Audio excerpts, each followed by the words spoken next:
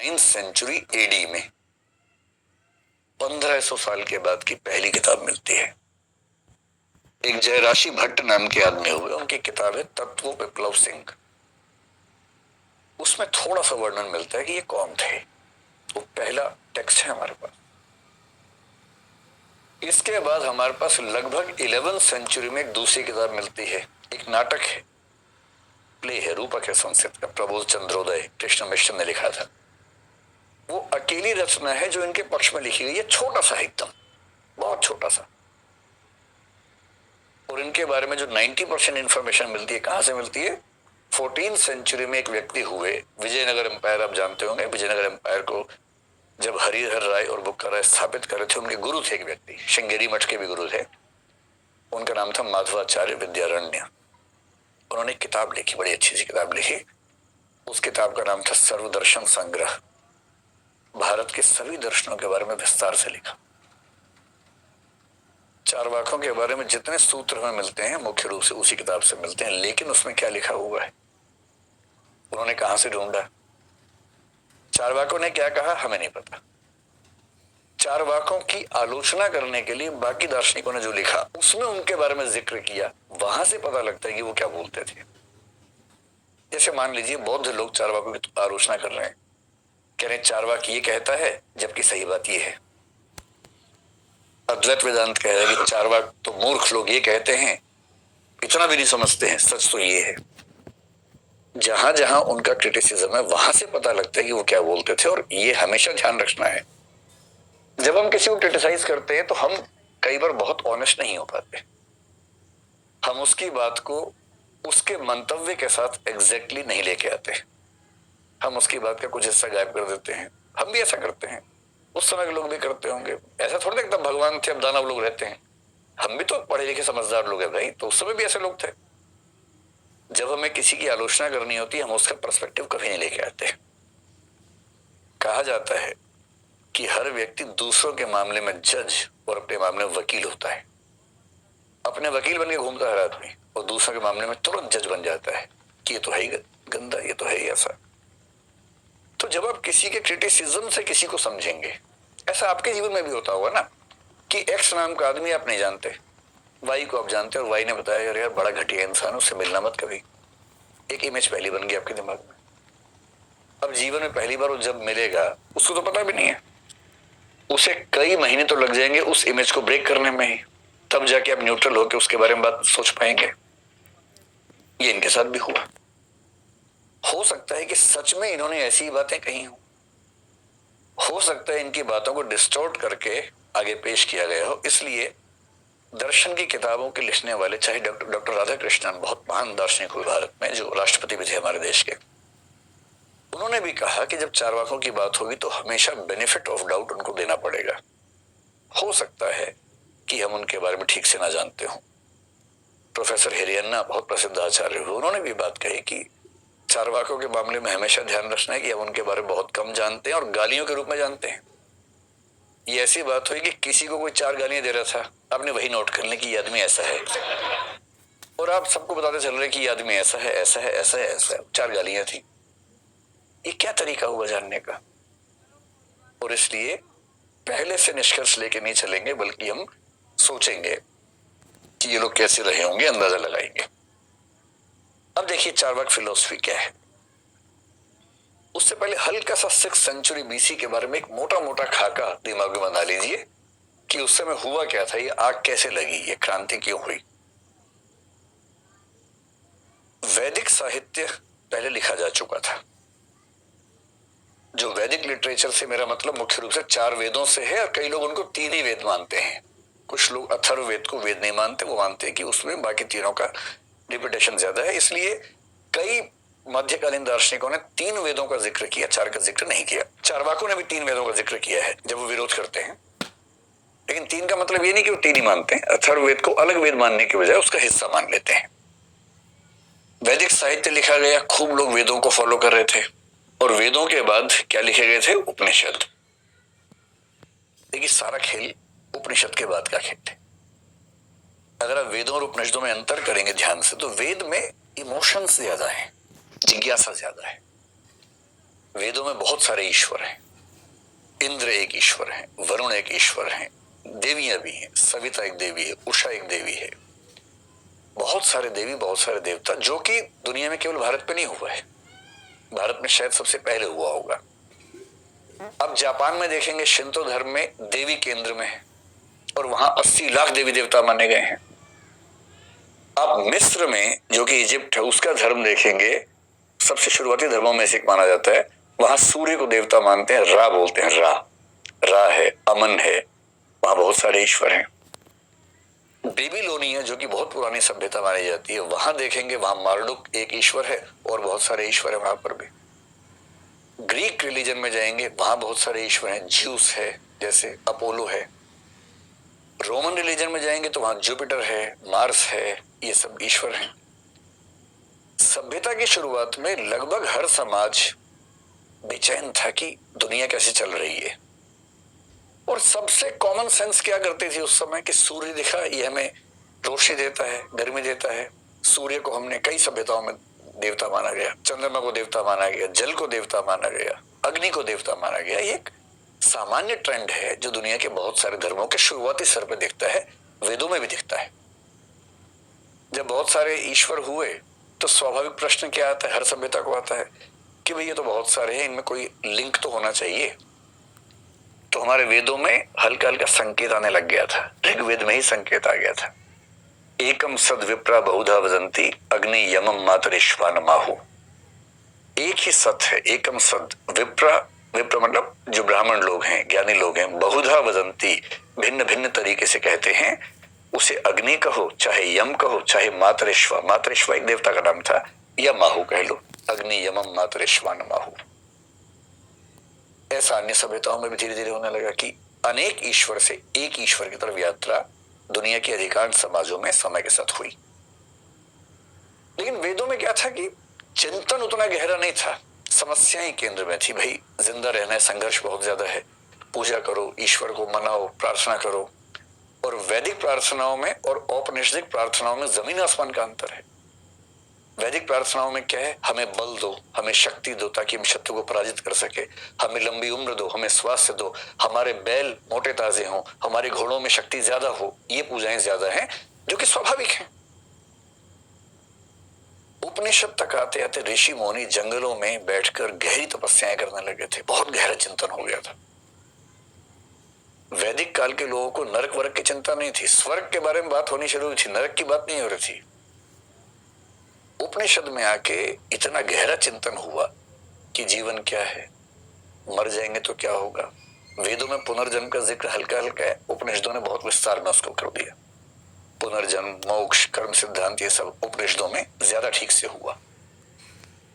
उसका असर क्या हुआ, बहुत सारे लोग जो इन बातों को सुनते थे सन्यासी हो जाते थे, वैराग्य में चले जाते थे। वेदों में वैराग्य का भाव नहीं है, उपनिषद में वैराग्य का भाव है। वेद बहिर्मुखी है, एक्सट्रोवर्टिव है, उपनिषद इंट्रोवर्टिव है, अंतर्मुखी है, अपने अंदर तलाशो, और वेद बाहर तलाशने की बात कर रहे थे। एक अजीब कोलाहल उस समाज में है 6th सेंचुरी, क्योंकि उपनिषदों का समय यही है, उस समय कंपाइल हो रहे हैं उपनिषद। हो क्या रहा है, बहुत सारे लोग वैदिक रास्ते पर चल रहे हैं, कर्म कांड, बलि प्रथा, उस सब में एकदम मस्त है, खुश हैं। और जिनको नहीं खुशी मिल रही वो उपनिषद के रास्ते पर चल रहे हैं, वो ज्ञान में डूबे हुए हैं, वैराग्य के रास्ते पर घर छोड़ के चले गए हैं। स्वामी विवेकानंद ने भी एक बार अमेरिका में जिक्र किया एक भाषण में, ये जो दिनकर हैं उन्होंने संस्कृति के 4 अध्याय किताब लिखी, उसमें इसको मेंशन किया कि सन्यास के साथ जो दिक्कत है वो ये कि समाज के सबसे अच्छे लोग कई बार समाज से दूर निकल जाते हैं। ये स्वामी विवेकानंद ने ये बात कही है अमेरिका के भाषण में। अब समाज में कोलाहल क्या है कि कुछ लोग सामान्य कर्म कांडों में उलझे हैं, कुछ लोग समाज से वैराग्य लेके भाग रहे हैं, कुछ ऐसे हैं जिनको इन दोनों रास्तों से आनंद नहीं मिल रहा, उनको बेचैनी हो रही है, प्रश्न कुल बुला रहे हैं, आत्मा होती है कि नहीं होती, ईश्वर होता है कि नहीं होता, हम मरेंगे तो पुनर्जन्म होगा कि नहीं होगा, खत्म हो जाएंगे, ये पृथ्वी कहां से आई, आसमान कहां से आया। और ये प्रश्न जैसे आपको परेशान करते हैं, आप कह रहे थे ना कि उत्तर नहीं मिलता है, उनको भी नहीं मिल रहा था भाई, कब से नहीं मिल रहा है उत्तर। हर दौर के लोग परेशान हैं। और तब एक आंदोलन शुरू हुआ, उस आंदोलन का नाम है श्रमण आंदोलन। ये शब्द बहुत महत्वपूर्ण है 6th सेंचुरी बीसी के आसपास। श्रमण का मतलब क्या होता है? श्रमण का सही मतलब है वो व्यक्ति जो सीकर है, जो खोजी है, शोधार्थी है, अनुसंधित्सु है, ढूंढना चाहता है, प्रश्न बेचैन करते हैं, उसको उत्तर नहीं मिल रहे, उनको श्रमण कहा गया। और देखते देखते क्या हालत हुई, श्रमणों के जवान, अच्छा ये श्रमण वो हैं जिनको वैदिक औपनिषदिक रास्ता पर्याप्त नहीं लग रहा, उनको लगता नहीं कुछ और देखने की जरूरत है। और देखते देखते 6ठी शताब्दी ईसा पूर्व में 63 ऐसी संस्थाएं बन गई जो श्रमणों के भिन्न भिन्न लोगों की संस्थाएं थी। 63 तरह के लोग अलग अलग तरीके से इस संसार की व्याख्या करने में लगे हुए थे। कोई कुछ कह रहा है, कोई कुछ कह रहा है। इन 63 में से 6 या 7 बहुत प्रसिद्ध हुए। मैं 7 इसलिए कह रहा हूं, किताबों में 6 मिलेगा, क्योंकि बौद्ध दर्शन की किताबों में 6 का जिक्र मिलता है, जबकि बौद्ध दर्शन खुद भी इनमें से एक था। उसको काउंट कर लेंगे तो 7 हो जाएंगे। 7 ऐसी श्रवण परंपराएं हैं जिन लोगों ने ये सोचा, बहुत मौलिक तरीके से सोचा कि भाई ये दुनिया कैसे बनी। इनमें से एक रास्ता महावीर का है, जिसको हम जैन धर्म या जैन दर्शन कहते हैं। महावीर का एक नाम निर्ग्रंथ भी चलता है। निर्ग्रंथ मतलब जिसने अपनी गांठें खोल दी हो, ग्रंथियां खोल दी हो, तो वहां निर्ग्रंथ नाथपुत्र नाम से एक शब्द चलता है। लोग मानते हैं कि उन्हीं के बारे में बात चले श्रवण परंपरा में। एक व्यक्ति जो 6 में नहीं आता है, लेकिन वैसे तो आता ही है, वो गौतम बुद्ध थे। बौद्ध दर्शन भी चला, वो भी श्रवण परंपरा है।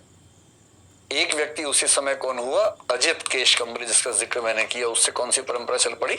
चारवाक परंपरा चल पड़ी। ये 3 दर्शन भारत में बहुत प्रसिद्ध हो गए। इन 3 को नास्तिक कहते हैं।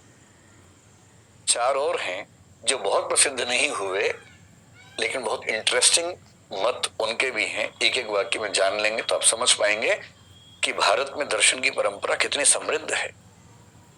यूरोप भारत के सामने इस मामले में बौना है, बच्चा है बहुत, क्योंकि हमने इतनी गहरी बातें उस समय सोच ली हैं जितनी गहरी बातें यूरोप बाद में आगे बढ़ा। मॉडर्न एज में यूरोप में फिलोसफी का विकास ज्यादा हुआ, उस समय हमारे नहीं हुआ। पर एंशिएंट टाइम में हमारा दर्शन दुनिया के किसी भी दर्शन से बहुत बेहतर लेवल पर है। इनमें से एक व्यक्ति था जिसने संप्रदाय चलाया आजीवक, और इसका जो व्यक्ति था उसका नाम था मक्खाली या मक्खली गोशाल। कहते हैं कि तिरुचिरापल्ली जो तमिलनाडु का एक स्थान है, वहां एक गौशाला में इसका जन्म हुआ था। ये उत्तर भारत आया, महावीर के साथ रहा, 6-7 साल तक महावीर का शिष्य बन के रहा। और बाद में इसको लगा कि नहीं, जीवन या समझ वो ठीक नहीं है। इसने एक विचार दिया, नियतिवाद। नियतिवाद को अंग्रेजी में बोलते हैं डिटर्मिनिज्म। और इसका मतलब क्या होता है? इसका मतलब ये है कि दुनिया में सब चीजें पहले से तय हैं। आप अपनी इच्छा से पत्ता भी नहीं हिला सकते। अब मेरे कहने के बाद आप जो ऐसे ऐसे कर रहे हैं, ये भी आप नहीं कर रहे हैं, ये भी कोई करवा रहा है आपसे। Everything including your smile is not because of you. आप तय नहीं करते हैं। अच्छा, फिलोसफी की खूबसूरती क्या है कि नियतिवाद को भी साबित करना आसान काम है।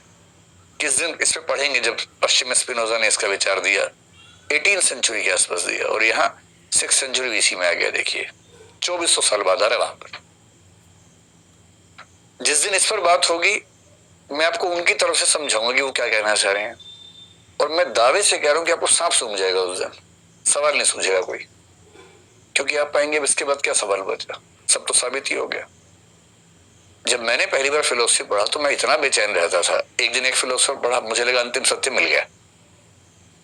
2 दिन बाद अगला पढ़ा, मैंने नहीं यार, अंतिम तो ये वाला है वो तो सेकंड लास्ट था। और हर दार्शनिक को पढ़ के लगता कि अंतिम तो ये वाला है। और यही तो मजा है, जब आप बहुत सारे पर्सपेक्टिव जानते हैं तो आपको मजा ज्यादा आता है। डिटर्मिनिज्म के बाद एक विचार उस समय कुछ लोगों ने दिया जिसको बोलते हैं शाश्वतवाद। ये उपनिषदों से मिलता जुलता विचार था, इटर्नलिज्म कहते हैं। इसका मतलब है कि भाई दुनिया में कुछ भी खत्म नहीं होता है, जो है परमानेंट है। और ये बात कहने वाला एक व्यक्ति था, उसको बोलते हैं पाकुद कात्यायन। इसका नाम भी कहीं कहीं आपको सुनने को मिलेगा। पाकुत, कक्कायन, कच्चायन, कात्यायन, तीनों नाम चलते हैं। कहीं आप इतिहास में इनका जिक्र सुने तो समझ जाइएगा क्या कहना चाह रहे थे। एक व्यक्ति और आगे बढ़ गया, उसने जो विचार दिया उसको कुछ लोग अक्रियावाद कहते हैं, लेकिन अंग्रेजी में अगर उसको हम लिखें तो अमोरलिज्म एक विचार था। आपके मन में ये सारे विचार कभी कभी आते होंगे। अमोरलिज्म सुनेंगे तो आप कहेंगे अरे ये तो हमारे मन में भी आता है। अमोरलिज्म का मतलब है कि दुनिया में कोई भी कार्य नैतिक अनैतिक नहीं होता है। ये सब कहने की बातें लोगों ने अपने अपने ढांचे गढ़ लिए। अब कितनी इंटरेस्टिंग बात है, आप अगर बकरा काट रहे हैं तो इस्लाम में नैतिक है, जैन दर्शन में अनैतिक है। कैसे तय हो कि नैतिक है कि अनैतिक है? ऐसी हजार चीजें हो सकती हैं। आप पूरा अपना चेहरा ढक के चलते हैं तो कुछ देशों में वो नैतिकता का चरम स्तर है, कुछ में जेल हो जाती है। कैसे डिसाइड करें? क्या ऑब्जेक्टिवली एब्सोल्यूट सेंस में किसी भी एक कार्य को नैतिक या अनैतिक कह सकते हैं? नहीं कह सकते हैं। और इसलिए इन भाई साहब ने कहा, अमोरलिज्म विचार जिन्होंने दिया उसका नाम था पूरन का शप या पूरन का सप। ये खुद को बोलते थे कि मैं ओमनिशिएंट हूं, सर्वज्ञ हूं, मैं सब जानता हूं। और दर्शन में जिसने बोल दिया मैं सर्वज्ञ हूं, इसका मतलब वो उसने सुकरात को नहीं पढ़ा अभी। ये तो मूर्खता है ना, सब कैसे कोई जान सकता है।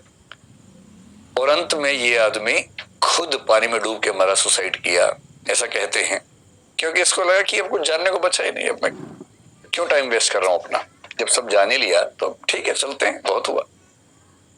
शायद कुछ नैतिक नहीं है, कुछ नैतिक नहीं है। यहां तक कहा कि यदि आप हजारों लाखों इंसानों की हत्या करके लाशों का ढेर खड़ा कर देंगे तो भी यह नैतिक नहीं है। यदि आप गंगा नदी के तट पर खड़े होकर दान पुण्य कर रहे हैं, इससे धेले भर का फायदा नहीं होने वाला। ये सब ढकोसले हैं। ये विचार पहली बार इस शताब्दी में हमारे